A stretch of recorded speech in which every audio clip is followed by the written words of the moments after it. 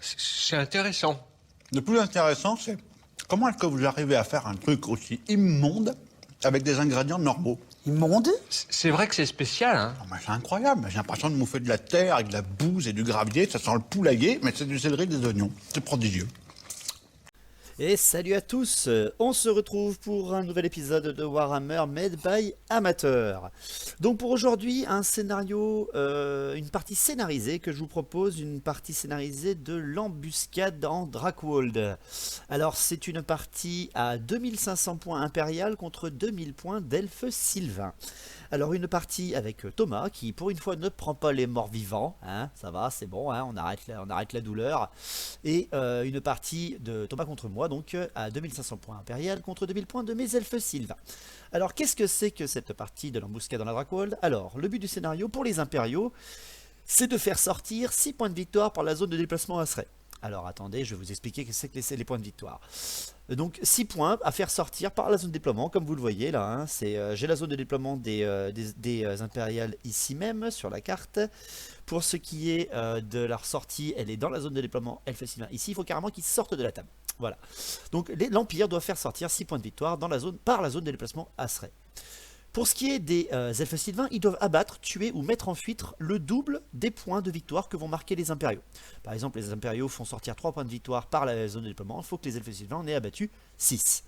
Et si l'Empire a fait sortir moins de 6 points, donc par exemple 4, et que les elfes sylvains ont abattu seulement 6, eh bien le calcul des points de victoire se fait en classique.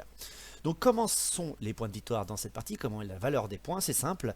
Le général de l'armée impériale vaut 2 points. Pour les deux camps, hein. Les héros valent 1 point et chaque unité entière vaut 1 point. Donc par exemple, imaginons que les elfes abattent le général, 3 unités et une grande bannière, et bien 2 et 3, 5 et 1, 6. Voilà, c'est tout simple à calculer, tranquillou. Donc les listes d'armées pour Thomas. Thomas il a pris donc une liste d'armées de 2500 points, vu que c'est une embuscade, les attaquants ont toujours moins d'unités que les défenseurs. 2500 points d'impérial, Thomas a pris comme général et comme grand général de l'armée, un général à pied impérial, hein, un bon bourrin quand même, hein, faut l'avouer. Il a une armure de 2+, il a plus de en force et une invulnérable de 4+, donc c'est déjà un bon gaillard. Il a pris ensuite un grand maître de l'ordre, un grand maître, vous le connaissez sur la chaîne, hein, c'est le grand maître Ocro runique avec une invul 6+, et une armure de 2+, avec son bouclier.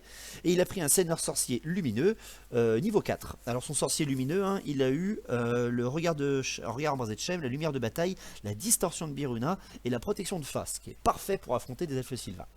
En héros, il a pris un capitaine grande bannière, avec une armure de 4+, et la grande bannière simple, tout simple. Il a pris un prêtre guerrier monté avec armure lourde et armes lourdes, et il a pris un prêtre guerrier à pied, armure lourde, armes lourdes. En unité de base, il a pris 10 arquebusiers, 19 halbardiers, 20 épéistes, 8 chevaliers de l'ordre du siècle intérieur et 39 halbardiers. Pour les unités spéciales, il a pris un gros bloc de 28 jours d'épée et 10 Riksguard. Et en unité rare, il a pris son Héliobolis de Is. Donc voilà, quelque chose d'assez impressionnant quand même comme partie, là, ça va être un peu bourrin quand même. Pour ce qui est de mon armée, je n'ai pris que des elfes, j'ai pris aucun esprit de la forêt. Voilà, j'ai pris, parce que j'adore ces elfes, ils sont trop classe, c'est ma première armée de 2005. Hein. Mes elfes sylvains, j'ai donc pris un seigneur elfe sylvain avec une invulnérable de 4+, la coiffe de la chasse, autrement dit il a plus ça en CC, en charge, et il a la charge dévastatrice. Il a plus ça en force et une armure de 3+. En héros, j'ai pris un enchanteur monté sur grand aigle. Alors il a un arc long, il a la grêle de mort et il a le niveau 2. Et j'ai un capitaine grande bannière avec la pierre de lune, ce qui permet en fait si j'ai aucun ennemi dans une forêt à mon départ et que j'ai une unité entièrement dans une forêt à mon départ, et ben je peux téléporter mon unité n'importe où, dans n'importe quelle autre forêt de la table. C'est vraiment un outil parfait pour une embuscade. Hein. J'ai eu envie de le prendre, voilà, pour voir un petit peu ce que ça donne. Et je lui ai donné également une armure de 4+. En unité de base, j'ai pris mes 28 gardes éternels avec étendard, musicien, chef et bouclier. J'ai pris 2 fois 10 gardes sylvains avec musicien et flèche empoisonnée. En unité spéciale, j'ai pris 5 sœurs de l'épine avec un musicien. J'ai pris 2 fois 5 cavaliers sauvages état-major complet et bouclier. Et en unité rare, je vous ai écouté et j'ai pris 2 fois 6 forestiers. Alors oui, ce ne sont pas les figurines des forestiers, mais bon, hein, ils ont des capuches, c'est des forestiers. Donc voilà, une armée de 2000 points elfe, autant très bourrine au tir et à la cavalerie, mais bon, pas experte en corps à corps, hein. Ça reste que des petits elfes contre des gros impériaux, mais bon, il a l'avantage des 500 points.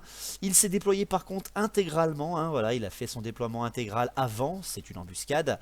Donc il a déployé son centre, hein, toute son infanterie, ses halbardiers, son héliobolis au centre. Il a mis sur son flanc gauche son grand maître, ses chevaliers du soleil et ses arquebusiers avec mage. Sur son flanc droit, ses épéistes et sa Rexguard. Et derrière, son gros bloc de joueurs d'épée qui fait tampon. Parce que dedans, il y a quand même il y a 4 points déjà là, hein. Il y a le général, la grande bannière et les joueurs d'épée. Donc ça fait quand même pas mal du tout à les choper, hein. Voilà. Donc pour mon déploiement à moi, c'est tout simple, j'ai mis mes gardes éternels dans la forêt en plein centre, c'est ma forêt gratuite, hein, dans la forêt en plein centre de ma ligne de déploiement. J'ai mis ensuite mes Kurnous sur chacun des flancs, j'ai mis mes sœurs de l'épine sur mon flanc droit à côté de la ruine avec le mage sur Grand Aigle. J'ai mis mes gardes sylvains tous sur un flanc, hein, et j'ai mis mes scouts à la fin dans la forêt en plein centre. Donc voilà, le premier tour a été pour les impériaux, comme le veut la tradition des embuscades, et j'ai fait mes avant-gardes, donc en faisant avancer ma cavalerie légère assez rapidement pour commencer déjà un petit peu à l'embêter. Donc pour ma magie, moi c'est simple, hein, j'ai mes sœurs d'Avlorn qui ont le Hanraïr et le bouclier de Ronce, et pour mon mage j'ai pris le domaine de la vie, et j'ai eu la vigueur du printemps, et j'ai eu la chair de pierre, donc pas mal du tout. Donc voilà. Alors le premier tour des impériaux, Thomas décide de très vite mettre la pression, hein. Il fait avancer déjà tous ses cavaliers lourds en marche forcée, pas au maximum quand même, il les fait avancer d'une douzaine de pas maximum. Pour le reste, après, toute sa ligne centrale avance en un seul bloc. Il n'y a que les arquebusiers qui sont un petit peu bloqués là à l'arrière, mais bon, c'est peut-être plutôt ce qu'il cherche. Il ne connaît pas encore très bien les elfes sylvains en attaque pure avec des impériaux, hein. Notre campagne a été Thomas était très loin de moi avec ses comptes vampires. Bref, il avance en coordination, tel le veut les volontés de l'Empire. En magie, il fait 3 et 1, et je fais une canalisation, donc c'est dommage pour lui. Il prend ses 4 dés, il tente le Byrona sur ses chevaliers du soleil pour qu'ils aient déjà un mouvement immonde, et pour qu'ils puissent presque les téléporter, on va dire, hein. Et puis surtout leur donner une attaque en plus, hein, c'est quand même pas négligeable. Il le réussit, moi derrière je loupe ma dissipation comme une grosse merde. Il a quand même un niveau 4 et moi un niveau 2, donc il va avoir un ascendant magique très important. Pour les tirs et les corps à corps, il ne peut rien faire d'autre, donc on passe directement à mon premier tour. Pour mon premier tour, bien sûr que je ne fais aucune charge, je ne suis pas suicidaire. Je fais avancer, mais il m'a laissé l'embouchure, il m'a laissé les trous de souris. Donc j'envoie mes Kurnous sur les flancs de la cavalerie lourde à chaque fois. Je suis hors de vue des épéistes si les cavaliers bougent ou quoi que ce soit, donc c'est parfait, hein, je fais déjà mon entonnoir. Je viens également provoquer les chevaliers du soleil avec mes sœurs d'Avlorn, mes sœurs de l'épine et mon mage sur Grand Aigle, pour qu'ils viennent plutôt me charger moi au lieu des forestiers, parce que les forestiers c'est quand même mon point fort pour cette partie. Donc pour le reste, après je fais avancer de 3 pas mes gardes sylvains pour qu'ils soient à portée de tir, parce que vu qu'il a avancé et que je tire à 30 pas, ça va pouvoir faire du tir au pigeon. Donc pour ma magie, je fais double 5, parfait, hein. Donc je tente le Hanraïr sur les chevaliers du soleil, je le passe, mais malheureusement je suis dissipé derrière. Ensuite je tente le plus 2 en endurance sur les forestiers qui sont au plus proche des chevaliers, au cas où ça puisse être violent. Ça leur fait finalement qu'une endurance de 5, donc c'est pas vraiment énorme. Je le passe quand même, et derrière après, avec mes sœurs de l'épine, je mets le bouclier de ronce sur mes forestiers pour les rendre au moins bien défensifs. Donc ça passe tout, hein, à part mon Hanraïr qui aurait été très utile. Donc pour les tirs. Alors les tirs, tout le monde me disait mais pourquoi tu joues pas les forestiers, ils sont hyper puissants, c'est des one-shotters ou des tireurs multiples et tout ça. Donc c'est vrai, hein, les forestiers peuvent tirer soit à tir multiple, soit avec annule sauvegarde d'armure. Donc j'ai bien sûr choisi les tirs sans sauvegarde d'armure, et j'ai tiré mes 12 forestiers sur les chevaliers de l'ordre du soleil, et sur 12 tirs j'en abats 6. Putain. Ah ouais, c'est parce que je me foire, hein. C'est vraiment parce que je me foire, hein, je l'avoue tout de suite. Mais putain. Oh les enculés. Oh mon Dieu, ça fait très... Alors là, je suis étonné de la puissance des forestiers, quoi. Vraiment, c'est un plaisir. Derrière, après, mes gardes sylvains, je fais 20 tirs sur la Rexguard. Bon, alors après, elle est à couvert léger, etc. Elle est en armure à 1+, hein. Je tire avec perforance, qui fait quand même que ça reste des armures à 2+. J'arrive quand même à lui arracher 2 hommes sur 20 tirs. C'est quand même pas si mal que ça, malgré les petits tirs de flèches empoisonnées, hein. Donc bien sûr les chevaliers du soleil ne sont pas paniqués vu qu'ils sont avec leur grand maître, et donc immunisés à la psycho. Très impressionnant pour ce premier tour. le tir au pigeon a commencé. Alors bien sûr, j'ai pas parlé du premier tir de mon général sur le général ennemi, hein, comme le veut la tradition de la chasse des elfes sylvains. Mon général a tiré pour déclencher le début de l'embuscade en direction du général impérial, mais n'a pas passé son armure, bien sûr. Hein. Donc j'adore cette tradition du tir, c'est très lore, j'aime beaucoup. Après, ça n'a jamais beaucoup d'assistance dans la partie. Donc voilà pour ce premier tour, déjà très violent. Le deuxième tour de Thomas avec ses impériaux, ben il y va, hein, il déclare une charge avec ses chevaliers du soleil dans les forestiers hein, qui sont en fait juste en face, le groupe de 6. Je maintiens ma position et je tire bien entendu, et avec 6 tirs sur 4 chevaliers, enfin 3 chevaliers de l'ordre du soleil et un grand maître, ben j'en abats 3 et je blesse pas le général. Waouh. Putain. Oh les salopes, les salopes, sérieux c'est impressionnant. Donc j'abats en fait tout le monde sauf le grand maître. Putain, magnifique, j'abats même le prêtre guerrier qui est dedans, hein. C'est magique, j'adore. Bon alors par contre là je leur dis adieu parce que lui il a un gros runique, ça va être dégueulasse. Donc ensuite, pour le reste des charges, rien ne se passe, hein, il n'y a que des mouvements. Il fait avancer sa Rexguard au maximum pour venir déjà menacer mes archers au tour 3. Il avance quand même vite, hein, je ne m'attendais pas à ce qu'il ait autant de monde surtout. Pour ce qui est du reste, il fait tourner ses épéistes en face des Kurnous pour bloquer et couvrir sa ligne en fait, hein, ils sont qu'une vingtaine, mais bon ça reste des épéistes. Ils ont une CC de 4, ils ont l'armure à 5 et la parade. Contre 5 petits cavaliers sauvages, il se dit que ça doit bien résister. Au moins il y aura l'indomptabilité. Pour ce qui est ensuite du reste de l'avancée, ben, les Liobolis, les halbardiers avec leur horde et les joueurs d'épée avancent au centre. La magie fait 5 et 3, donc pas mal du tout. Il tente un regard embrasé de Shem avec son général, son sorcier qui s'est tourné également un petit peu avec ses arquebusiers sur les Kurnous qui sont un peu isolés là-bas. Il y arrive, hein, et moi derrière après malheureusement, je le dissipe, mais vraiment de peu, hein, vraiment de peu. Ce qui lui permet après de pouvoir relancer Birona mais sur la horde ce coup-là, et ça passe pile poil. Donc bien joué, il a Birona sur la horde maintenant, ça va être dégueulasse. Pour ce qui est ensuite de ces tirs, il n'en a pas, on passe au corps à corps. Alors le corps à corps, hein, c'est le grand maître contre 6 forestiers. Il a 4 attaques et son cheval en a une. Il me tue 4 forestiers parce qu'il touche ses 4 attaques, hein, avec même malgré mon endurance de 5, ben, ça blesse auto et ça annule les sauvegardes. Et derrière après, moi j'arrive à lui enlever un PV par un miracle que je ne comprends pas, sans vraiment de problème. Mais le seul truc c'est qu'il avait oublié, et moi aussi j'avais oublié, hein, que les forestiers sont dans une forêt. Et les forestiers dans une forêt, eh ben ils sont tenaces. C'est génial, ce qui fait qu'en fait il reste que 2 de mes mecs, mais je teste et je bouge pas. Et c'est parfait, j'ai bloqué son grand maître, c'est le paradis, je suis super content. Donc c'est parfait pour mon tour 2. Alors à mon tour 2, ben, je déclare des charges, bien entendu, j'y vais. Hein. Mes Kurnous chargent déjà les épéistes, hein, sans aucun problème. J'arrive. Et pour ce qui est de mes autres Kurnous qui chargent les arquebusiers, j'y arrive. Mais là, par contre, dans les tirs en retour, j'en perds 2 quand même. Ça fait quand même mal au cul. Hein. Pour ce qui est après du reste de mes mouvements, bah, mes forestiers quittent le couvert de beaucoup trop près du grand maître. Hein. L'embuscade a commencé, donc il faut bouger. Hein. On est des elfes sylvains, on n'est pas des orques. Donc je fuis un petit peu, mais d'une fuite coordonnée, bien sûr. J'amène mon grand aigle en soutien derrière, je ne sais pas vraiment pourquoi. Je fais contourner également mes sœurs de l'épine pour qu'elles sortent de l'arc de vue des halbardiers et puis qu'elles puissent venir un petit peu tirer sur n'importe quoi, dans la volonté des elfes sylvains. Pour ce qui est de ma magie, eh bien, je fais 4 et 3, donc je lance un Andrahir sur la Rexguard, je le passe parce que je suis à 36 pas, mais par contre, derrière Thomas loupe sa dissipation, donc ça m'arrange énormément, et derrière je tente une vigueur de printemps sur les forestiers qui affrontent le grand maître, et je le réussis et je récupère 3 forestiers. Donc c'est génial, c'est parfait, ça me va nickel chrome.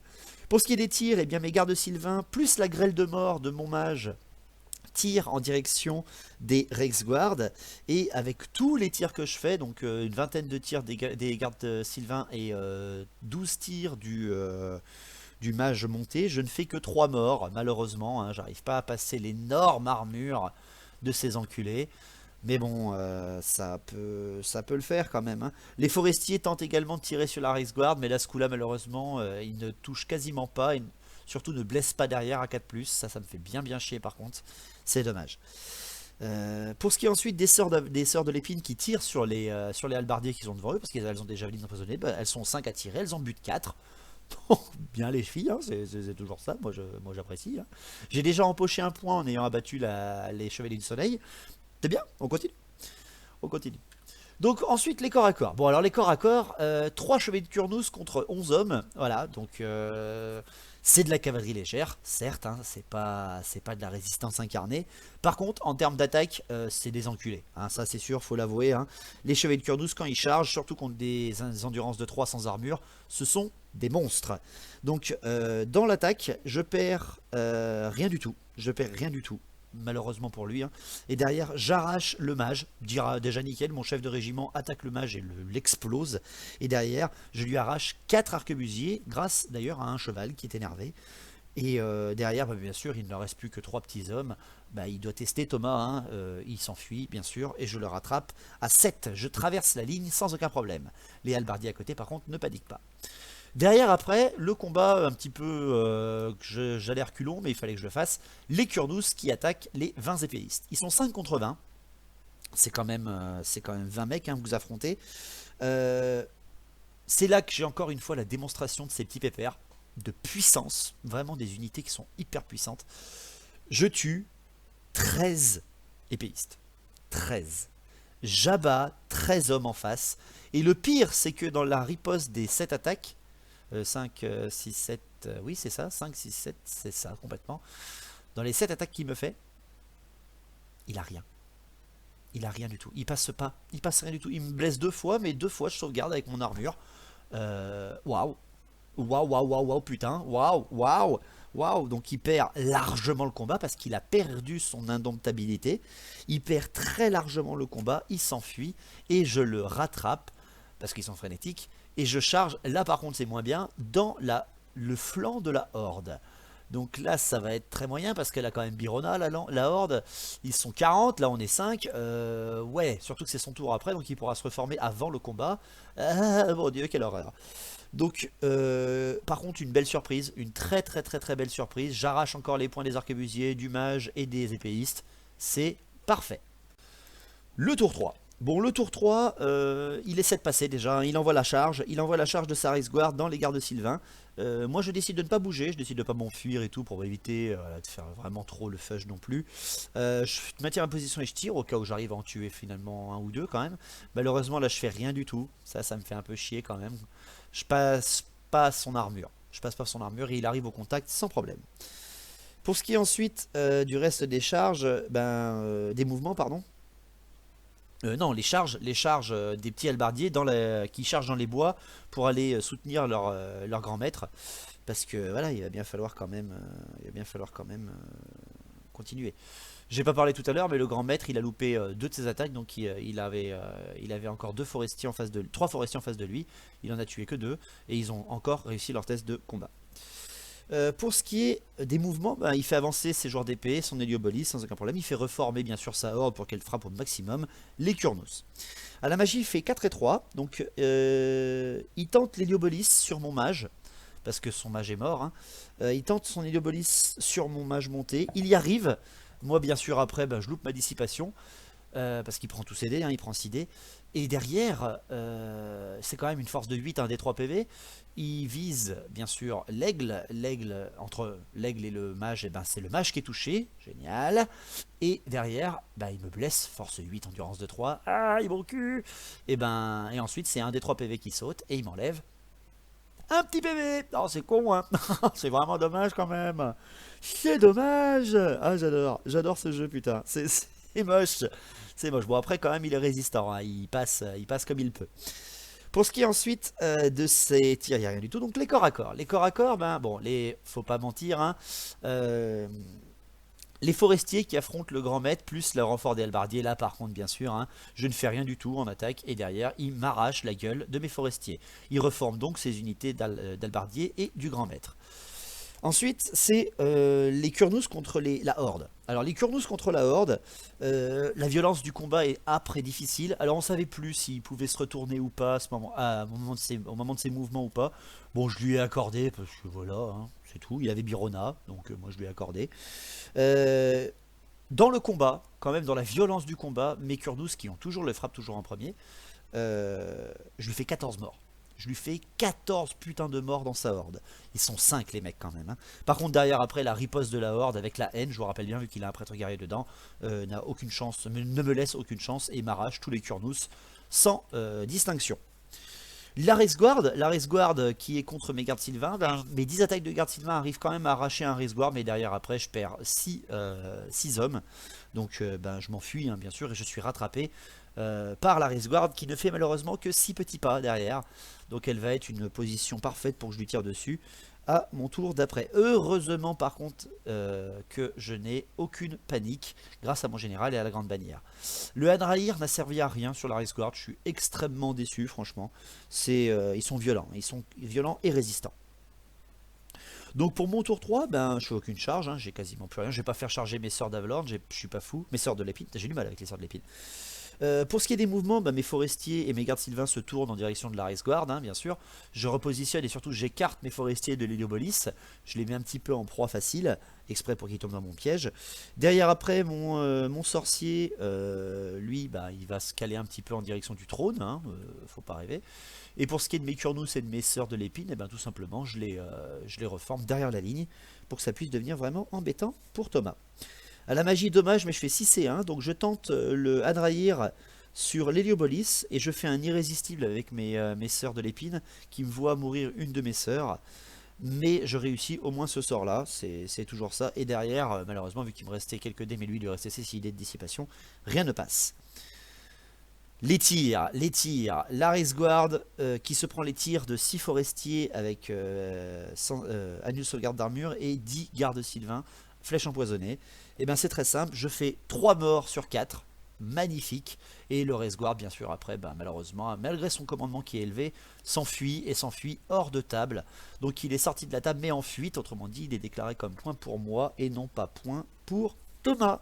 C'est dommage parce qu'il allait sauver déjà un de ses points avec sa Race Guard. J'arrache ça au dernier moment et c'est parfait, c'est vraiment parfait. Je n'ai plus de corps à corps à partir de ce moment-là, donc on passe directement au tour 4. Le tour 4 de l'Empire, ben, on voit une avancée fulgurante, mais quand même une petite charge tentée de l'Héliopolis sur les forestiers, que bien sûr je déclare en fuite, hein, évidemment, et qui viennent s'enfuir juste devant en fait mon régiment de garde éternelle. Ils rentrent dans les bois, hein, et l'Héliopolis malheureusement loupe sa charge de 1. C'est vraiment dommage, il avait fait une superbe charge à 17, mais mes mecs s'enfuient à 18 pas devant lui. C'est vraiment dommage, franchement ça aurait été très très beau, une belle percée, mais non, il n'a pas réussi. Donc le Hadrahir sur lui bien sûr ne fait rien, faut pas rêver non plus. Les gardes, le grand maître le grand maître en mouvement avait déclaré également une charge sur mon mage sur Grand Aigle, et là aussi j'avais déclaré une fuite sans vraiment de problème. L'avancée, bah, tout le monde avance, hein, ces albardiers, ces joueurs d'épée, c'est tout, avance au maximum pour pouvoir percer ma ligne qui finalement n'a plus grand chose à l'arrière là pour pouvoir me protéger. Pour ce qui est de sa magie, il n'a plus rien, de ses tirs il n'a plus rien, et de ses corps à corps il n'a plus rien. Putain ça va vite les embuscades. Donc le tour 4 de mes elfes sylvains. Je déclare une charge parce que je veux ralentir en fait son unité. Je déclare une charge avec les Kurnous dans le dos de la horde pour pouvoir en fait les bloquer et continuer un petit peu à matraquer ses unités. Surtout que là il ne pourra pas se retourner tout de suite. Pour ce qui est de mes mouvements, eh ben, mes sœurs de l'épine viennent un petit peu se rapprocher du grand maître pour lui faire une petite phase de tir dans la tronche. Et pour ce qui est de mes forestiers, ben, ils se rallient et je pourrais tirer vu que ce sont des éclaireurs qui ont fui par rapport à une charge. Et derrière, les gardes sylvains également se reforment pour pouvoir voir un petit peu tout le monde. Mais également, mon mage sur Grand Aigle se reforme tranquillement. À la magie, je fais 5 et 1, donc je tente une vigueur du printemps au maximum sur les Kurnous. Parce qu'au maximum, on peut la faire à 48 pas. Donc ils sont à l'autre bout, mais je peux le faire. Je réussis, et derrière, malheureusement, Thomas loupe sa putain de dissipation. Et je récupère 2 Kurnous, ce qui fait que les Kurnous reviennent full life. C'est parfait, dans une charge de dos en plus dans les halbardiers, c'est vraiment le paradis. Au tir, mes gardes sylvains tirent sur les Lobolis et avec 10 tirs empoisonnés, malheureusement, ne lui enlève qu'un seul PV. Je ne fais aucune empoisonnée, je suis un peu déçu. Et derrière, les forestiers tirent sur le grand maître. Ils sont 6, ils tirent sur le grand maître avec, bien sûr, l'annule sauvegarde d'armure. Et je lui enlève 4 PV. Il est out. Il a 4 PV à sauvegarder, il a une invulnérable de 6+, il ne passe aucune invulnérable de 6+, et j'arrache les points du grand maître avec une violence et un assassinat de sniper magnifique. Les sœurs de l'épine continuent de tirer sur les petits halbardiers déjà blessés, et en continuant à en tuer 2. C'est toujours bien les filles, continuez comme ça, tout tant que c'est affaibli, moi je prends. Au corps à corps, le corps à corps seul de la partie de ce tour, c'est les Kurnous contre la Horde. Les Kurnous qui sont revenus full life dans une Horde qui leur tourne le dos. J'arrache 17 putains de halbardiers. Et par contre, dans le retour après, toujours avec la haine, je perds 3 Kurnous. Waouh. Waouh. Bon, par contre, après, il est toujours indomptable, hein, il a encore un rang ennemi. Non, il a même plus. Non, il était même plus indomptable. Qu'est-ce que je raconte? Il est même plus indomptable. Et il teste, mais c'est là que Thomas me fait le putain de double 1. Courage insensé. Ils ne sont plus que 9, les gars, en comptant leur prêtre guerrier. Donc, ils se reforment en rang de 5 pour pouvoir voir les 2 derniers Kurnous survivants. Donc, un tour 4 qui est putain de violent. Malheureusement, là, après, il me reste plus que mes gardes éternels pour tenir contre tout ce qui m'arrive devant la tronche. Ça va être compliqué. Le tour 5. Le tour 5, eh ben oui, hein, c'est déjà le tour 5. On passe aux charges. Eh ben les charges, c'est très simple. Les impériaux chargent complètement. Ils y vont, ils essaient de percer la ligne. Les halbardiers chargent les forestiers. Je décide de maintenir ma position et de tirer en tir multiple. Et l'héliobolis plus les joueurs d'épée déclarent une charge sur les gardes sylvains. Je déclare maintien de tir contre l'héliobolis. Et malheureusement pour moi, tout passe. Les 3 charges passent. Magnifique charge des impériaux. J'enlève qu'un seul PV sur l'héliobolis, malheureusement. Et je tue 2 halbardiers sur le régiment qui me charge les forestiers, malheureusement. Hein. Donc ça va me faire très très mal au cul. Il n'y a pas d'autre mouvement possible pour les impériaux. C'est très très dur. Magie et tir, ils n'ont plus rien malheureusement. Donc on passe directement à leur corps à corps. Alors, les halbardiers contre mes forestiers. Bon, les halbardiers contre mes forestiers, c'est sûr et certain que les mecs sont assez violents quand même. Hein. Mais c'est surtout en fait que ils sont contre des mecs qui se battent un petit peu mieux qu'eux quand même, ces pauvres halbardiers. Et ces pauvres halbardiers, ils sont 10 à frapper sur 6 mecs en face. Et en fait, ce qui est dommage pour eux, c'est qu'ils m'en tuent 4. Et seulement 4. Et les mecs, vu qu'ils étaient partiellement dans les bois, alors là sur la photo je les ai avancés un petit peu parce que l'arbre me gênait, mais ils sont partiellement dans les bois, ils sont donc tenace, et j'ai mon commandement 9 relançable derrière, et les 2 forestiers survivants ne bougent pas, et se reforment pour laisser place aux gardes éternels qui sont juste derrière. Tandis que par contre, alors là c'est pas la même limonade, l'héliobolis, plus les joueurs d'épée, plus le général, plus la grande bannière, qui chargent tous les 4 dans mes 10 pauvres gardes sylvains, oui, hein, oui. Évidemment que oui, hein, évidemment que oui, je me fais arracher la gueule. J'arrive quand même avec mon frappe toujours en premier à tuer un joueur d'épée, mais derrière après je meurs sans aucun problème. Et il fait une charge irrésistible à 6 pour les joueurs d'épée et 8 pour l'héliobolis. Par contre derrière après, le Kurnous qui affronte les halbardiers, les Kurnous qui affrontent les derniers halbardiers, je tue 4 halbardiers et par contre le prêtre guerrier après m'abat un Kurnous. Donc ça reste là, hein, ça reste là parce que les halbardiers testent et restent. Encore une fois, très beau jet, très beau jet, il n'y a rien d'autre à dire, hein, très beau jet de Thomas. Donc pour mon tour 5, bien sûr que je vais pas me gêner, attends tu rigoles, hein. Pour mon tour 5 je déclare une charge, les gardes éternels chargent les halbardiers, je ne peux quasiment plus rien faire pour arrêter les joueurs d'épée et tous leurs héros et l'héliobolis, qui me fait bien chier. Je veux au moins arracher les points des halbardiers et surtout les petits points des halbardiers qui sont au fond là-bas avec le prêtre guerrier, parce que sinon ça va être la merde. Donc mes gardes éternels chargent bien sûr sans aucun problème. Pour les mouvements, mon grand aigle et mes sœurs se placent derrière, autour de l'héliobolis pour essayer de l'arracher je ne sais comment, avec peut-être des tirs empoisonnés. À la magie, je fais 3 et 2, donc je prends 5 dés et je tente la vigueur de printemps au maximum sur les Kurnous qui sont là-bas au fond. Et je le réussis et je récupère 2 Kurnous encore.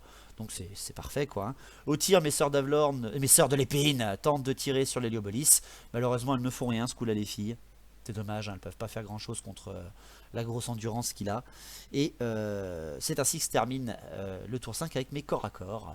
Les corps à corps, les Kurnous qui affrontent les halbardiers et le prêtre guerrier, les halbardiers meurent tous, hein, sans aucune distinction. Et même les Kurnous abattent le prêtre guerrier au corps à corps, sans vraiment de problème, avant qu'il puisse faire quoi que ce soit avec son arme lourde. C'est parfait, franchement c'est parfait, j'empoche encore 2 points là, c'est génial. Et derrière les gardes éternels avec le général, avec la grande bannière, ils sont encore dans les bois, donc avec les frappes sur 3 rangs et les relances de 1 blessé. Putain quelle violence. Les halbardiers sont 9, ils s'affrontent contre une quarantaine, 30-35 elfes sylvains. J'arrache 16 PV en tout. Donc je les one-shot, hein. On est d'accord, je one-shot les halbardiers et je reforme après légèrement mes gardes éternels et mes forestiers pour voir les joueurs d'épée et les Liobolis à la fin de mon 5e tour. Donc pour le 6e tour, c'est tout simple, Thomas décide de ne pas tenter autre chose et fait simplement sortir ses joueurs d'épée, sa grande bannière, son général et les Liobolis hors de la table par la règle de l'embuscade. Donc j'ai quand même énormément tué de son armée, mais je n'ai pas arraché la tête du serpent.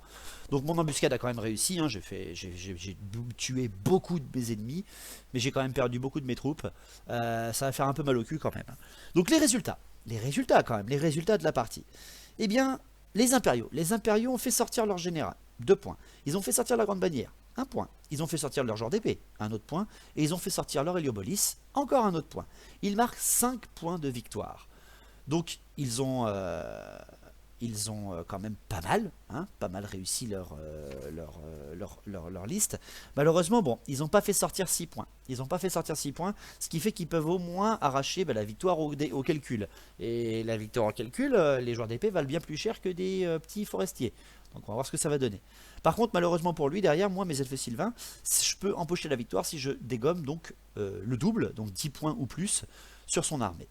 J'ai tué ses arquebusiers, 1 point. Ses halbardiers, 1 point. Sa horde, 1 point. Son prêtre guerrier, 1 point. Son prêtre guerrier monté, un autre point. Le grand maître, encore un autre point. La Raceguard, encore un autre. Les chevaliers du soleil, encore un autre. Les mages, encore un autre point. Et les épéistes, qui me marquent encore un point. Je marque 10 points de victoire. J'ai fait le double de ce qu'a sauvé Thomas. Donc, je remporte la victoire avec mes elfes sylvains qui avaient 500 points de moins que les impériaux. Waouh. Putain. Et c'est limite, hein. Vraiment, c'est putain, j'aurais pas arraché, je sais pas, par exemple, mes Kurnous auraient pas one-shoté les halbardiers en face. Putain, j'aurais pas passé, quoi. J'aurais pas gagné, on aurait fait une égalité ou un truc comme ça. Waouh. Putain, waouh, je suis content de moi, là. Vraiment une belle partie. Bien roleplay en plus, on a vraiment fait le genre. Bah, j'aurais pu franchement être bien plus vicieux, hein. J'aurais pu faire fuir mes unités au moment des corps à corps et donc faire perdre du temps à Thomas, mais bon voilà, ça reste une embuscade d'elfes sylvains, ça reste Made by Amateur, ce n'est pas les tournois, donc on est là pour se marrer. Thomas va très vite repartir dans ses morts, comme il me l'a dit, hein. Les impériaux sont classe, mais vu qu'ils repopent pas, ils sont pas assez classe. Il m'a fait rire. Donc voilà, c'était cette embuscade à la Drakwold, hein. C'était un impérial qui a des mauvaises vues sur Athènes Lorraine et que Ariel et Orion avaient envoyé de quoi lui faire comprendre que la puissance de la forêt est toujours bien présente. Je suis content d'avoir fait cette partie avec mon Thomas, c'était cool. Merci à vous tous, on se retrouve bientôt pour une nouvelle partie. Et n'oublions pas bien sûr, longue vie à battle, au vrai battle. Allez, à plus.